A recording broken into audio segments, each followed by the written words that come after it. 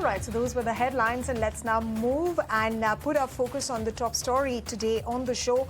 Well, let me begin by asking you a question. If you're struggling to get onto some of your favorites websites, were you able to access them? Well, if you were not, then you were not alone, definitely, because a number of major platforms, including X and even ChatGPT, suddenly went down for many users. It all started last evening when thousands of reports began flooding into the Outage tracking a site down detector. The issue, well, a major hiccup at internet infrastructure giant Cloudflare. And Cloudflare, in an official statement, said that a configuration file that was supposed to help manage suspicious or high-risk traffic didn't exactly work the way it was meant to. And instead, it triggered a crash in the software that keeps a lot of their services running.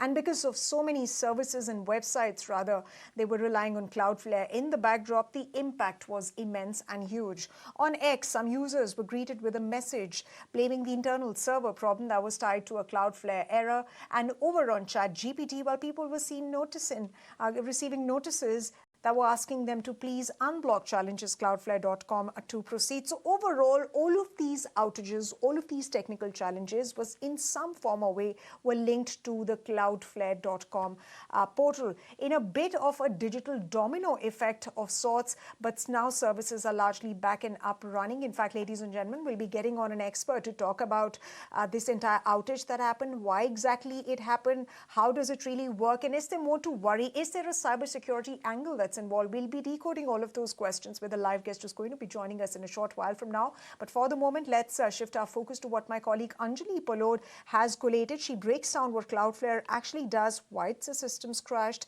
and what does this mean for world's digital infrastructure, given that it protects nearly a fifth of all websites.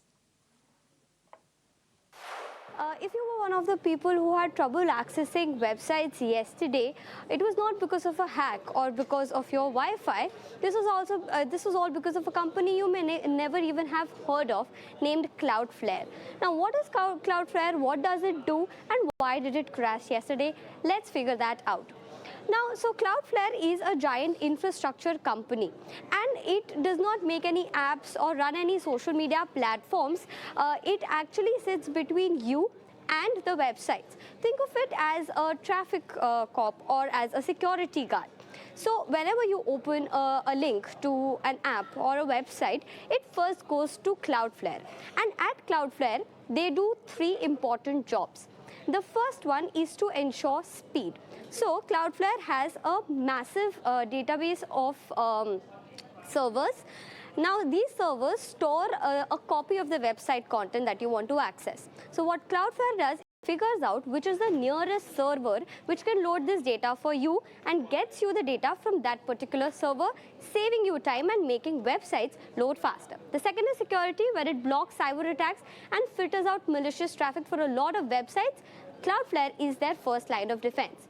And its third role is that of ensuring that there is a very smooth movement of website traffic, or called routing. So they act as a traffic cop, directing data through the fastest and safest routes, making sure that data comes to you in the most efficient way possible. Now, with all of these things, Cloudflare has a massive reach as well. Over 25 million websites use Cloudflare, and for 20% of the global websites, they protect those websites as well, which means that they have a massive reach. There's the catch, which means that if there is an issue with Cloudflare, it takes down with it a lot of other websites as well, and that is what happened on November 18. We'll try to understand on November 18 what had happened. Because of a configuration, there was a file that became unexpectedly large on Cloudflare's end, because of which this file got copied onto all the databases, all the servers across the web, and this large file caused some systems to crash, which led to the global apps being hit. Now, this was a reminder that we may think that the modern internet is very, very divided, but in reality, there are only a handful of companies that are holding this entire system together. And Cloudflare is one of them, which means that when they go down, they take down a lot more websites with them. All right. Thank you very much, Anjali, for putting that issue into perspective for our viewers and exactly what transpired yesterday evening. And ladies and gentlemen, to decode that further and, of course, to have a conversation on this very big issue that's been plaguing many tech platforms, we're now joined by Dr. Shekhar Pawar. He's the CEO of Secure Claw. Thank you very much, Shekhar, for taking the time out and speaking to us here on ET Now. First things first, anytime something like this happens, people wonder if it was a hack. Based on what we know, does this look like an attack to you, or was this just a technical misconfiguration, given the fact that we've been seeing these kind of outages happen quite often? Also predicting like it can be a denial of service attack, generally DDoS, distributed denial of service attack, where hackers generally put lot of malicious traffic on particular application or website, and that goes down. But later on, when this issue was resolved, Cloudflare took a very good initiative. They published a complete report article showing what was the root cause. And in their root cause, they have explained it is a technical glitch at their side because of few activities they have done at their production server at 11:05 UTC. And actually, Cloudflare wanted to update their database permission for ClickHouse software, which they are using for improving the security and reliability of the distributed queries. And in this database, which the ClickHouse is using, there are two different schemas. One is default schema, which is having the root user access, user credentials being used for the accessing that data. And there is R0, which is some kind of sub-schema. And that sub-schema is R0 is having some different database accesses. And they wanted to make it as a consolidated and more secured access. So where they did changes, and because of that, the query which was being used by one of the subsystem known as bot management feature actually pulled lot of data from both database, and it dissolved actually duplicate data, and which caused the wrong data for the system, and which caused the glitch according to them. Right, Shekhar, let me interject you here. Let me interject you here and bring your attention to the fact that while, this may have been a technical glitch, and perhaps, there was also over dependence of so many platforms on just one cloud service. So does this event actually expose the future, expose the current condition of cybersecurity across the world, given that the fact that, so many of these platforms are just focused or are just dependent on one service? Correct.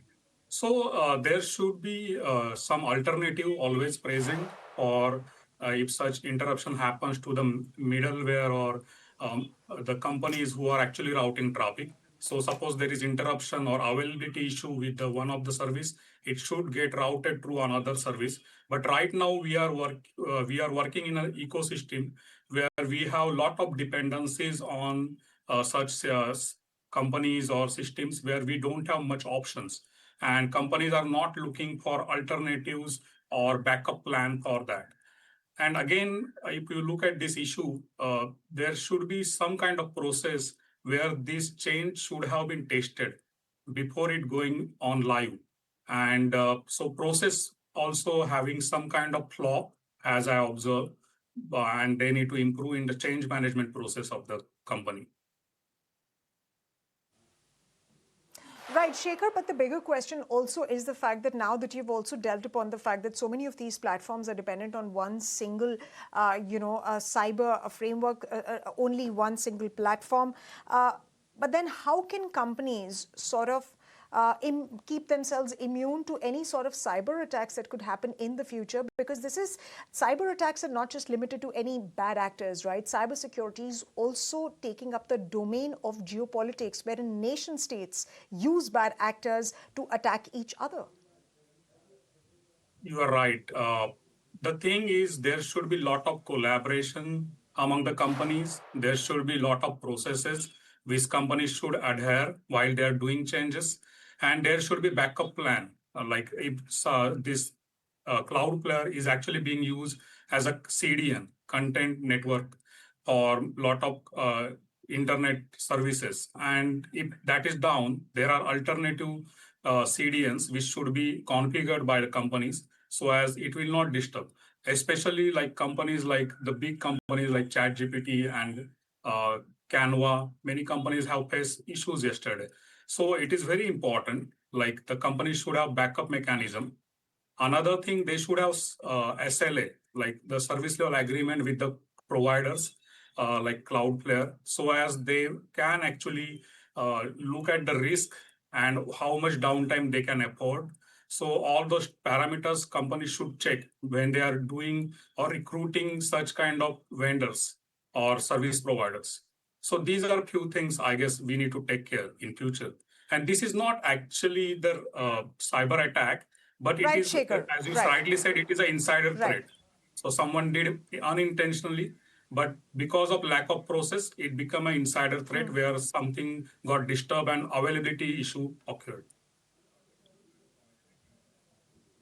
Absolutely, Shekhar, but the larger point is also about the fact that we should be concerned given that a configuration issue can take down such a big chunk of the internet and user data perhaps could also be at risk. So what kind of watertight systems can be put in place by not just these companies, but how can governments intervene? So governments are already having a lot of compliances. Like in India also, we have DPDP Act 2023, which recently got modified, having some rules to be on place for protecting data privacy of the people. Whenever you are saving any data, it should be protected. In United States, in Europe, there are multiple California Privacy Act, there are GDPR Act, many compliances where government is already taking care like this should not happen and organizations should be responsible. They can be penalized if they will not follow the rules. And one of the good thing which Cloudflare has done is before 72 hours of the compliance requirement, they have published root cause analysis. Another thing is government need to check on the supply chain. Like this issue is also one of the supply chain. It is not issue with the Canva or Twitter or we known as SX. It is issue with the supply chain. There's some other vendor supplier is having issue, and because of that, your organization's data or your organization's confidentiality, availability, or the integrity of the critical infrastructure might be on stake. So you need to protect the supply chain. So there are many small and medium enterprises which are lagging behind in the cybersecurity implementation, and I'm already working on that area. So there are a lot of cyber attacks happening according to my research, and globally 1 out of 2 small and medium business is having chance of getting cyber attack. That is the state, and 43% of cyber attacks Right. are targeted Right, Shekhar. targeting small businesses. So it is very important to protect small and medium enterprises and entire supply chain ecosystem. Absolutely, it's important to protect, but how much can companies themselves do? And of course, there is a need for government intervention as far as these policy matters are concerned. We also need a robust cybersecurity policy as well. Can't be depending upon the IT Act in itself. But on that note, Shekhar, thank you very much for taking the time out and speaking to us here on all that transpired as far as this outage was concerned. What is it that companies do to keep their processes more watertight? But as users also, we need to be more aware. We need to be, more aware of such outages. And of course, we do hope that user data remains protected. Shift our focus to some other stories that are coming in from the world of technology and startups. Well, Karnataka has unveiled an affordable AI-equipped personal computer, KEO. This is built by Karnataka State Electronics Department Corporation Limited, or Keonix. The PC comes with an inbuilt AI agent that is called Buddh. This is built completely indigenously, given the fact that the government has been focusing on Make in India, on building in India and becoming self-reliant. The government has also said that the plan with KEO is to market it to students and low-income households who do not have access to a PC and hand this demographic an opportunity to use AI to perform multiple risks. My colleague Jude caught up with Keonix chairman Sharath Bachegowda to understand more about this particular AI-equipped personal computer, KEO, and how inclusive this is, given the fact that this is essentially meant for people or students from low-income groups as well. They will be able to access it. Low-income households who do not have access to a PC. Let's take a look. This has been about a year in the making, right? So it's been about a year since we've started this project.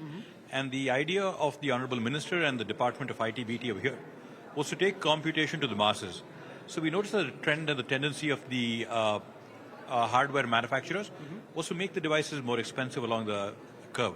So it was being made more powerful, it was being made more expensive, which meant computation somehow became something reserved for the privileged.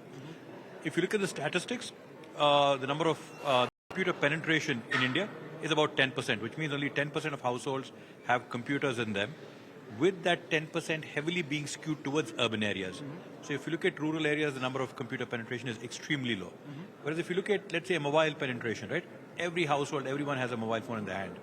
So we want to make sure that we can take the price of a computer down so low that we should be able to get a computer into any house. So this was where it started, and this was the thought behind India's first low-cost, affordable, AI-powered PC. As Cloudflare vision itself, how many households do you see owning, a Kio, so to speak, in the near to medium term? I think it's priced at 18,999 rupees. Correct me if I'm wrong. So at this price point, do you foresee a sizable number of households now owning this AI-equipped PC? Yeah. So, like you said, the device is right now priced at 18,999, considering the vagaries of the memory market, something which is doubled or tripled over the past 2 or 3 months. But we hope we can squeeze the price down a bit more, and we see this being deployed in a big way across households and across government setups. So if you look at what the government is running in terms of, let's say, our social welfare hostels, the hostels for backward classes, residential schools, all of these places have a very small computer to student ratio. So let's say for every 20, 30 students, you've got one computer. Our idea is to take this up higher, because one of the pillars on which Bangalore's tech growth story is based is the talent pool which we have available. We've got 25 lakh engineers present over here, and we want to make sure that we can take that number as high as possible. Right. And as we see, AI is the future, so we want an AI-powered PC on the edge. Right. So how high are you thinking in terms of that number? Where do you expect it going from here, and in how long? I would expect that maybe in the near future, we would expect high thousands, in excess of 10,000. But over the lifetime, we'll have to explore all of the opportunities which we have. So we can see it being deployed in a B2B scenario, in a B2B direct-to-home scenario, and even in a B2G scenario. So all these put together, we're expecting high thousands. The forecast is not yet clear. All right. I have to ask you, what were the key points you kept in mind while developing both the hardware and the AI agent Budh, as well as far as this is concerned? Any key priority areas or focus areas that the team had in mind while going about developing the system? So I think one of the primary factors, like you were saying, is affordability was the key parameter which we wanted to hit. So we've looked at maybe 20,000 devices which have been deployed across Karnataka, devices based on x86 architecture, devices based on ARM architecture, devices which are running Apple ecosystem. And one common theme or one common thread which kept coming out is devices which last the longest and are most affordable are devices which are built on open source platforms. So open source was the path we decided to go down. Central government has also been touting RISC-V as the architecture or the preferred architecture for India. So the chip was built on an open source RISC-V architecture. The OS which it is running is a Linux-based open source architecture. And all of the tools, it could be productivity, it could be educational, it could be creative, are all open source tools which are running over there. So we see that planned obsolescence can be avoided, high costs can be avoided, and being locked into a particular ecosystem also can be avoided, where children get to play around. So all of these factors contributed into going for a low-cost PC. Right. So what else is on the anvil as far as Kionix is concerned? It's a great start, no doubt, the fact that you're getting both a piece of hardware and AI into the masses' hands. But where do you go from here, and what would be the next priority area for you in terms of such productization plans? So what we can see is, like you were talking about, the AI agent as well. So typically AI agents which operate on bigger computers keep talking to the web. So you send a query to the cloud answers it, and you pretty much get the answer in your computer, which means you've always got to be connected. Right. Or you've got very expensive devices which are running expensive AI cores. So we've created an inexpensive AI core working locally, which can answer all of your queries without going to the web. Right. So it gives you security to a certain extent. This was one major factor. And along the whole product route, AI and this chip can be powered into many, I would say, quote-unquote, dumb devices to make them a smarter or AI-powered devices. Right. So we are working out a product strategy for the chip chip and the chipset in the future, which includes, apart from mass deployment, even different scenarios. Can we put them into cameras, make them AI-powered cameras? Can we bring them into police stations, get monitoring done through that?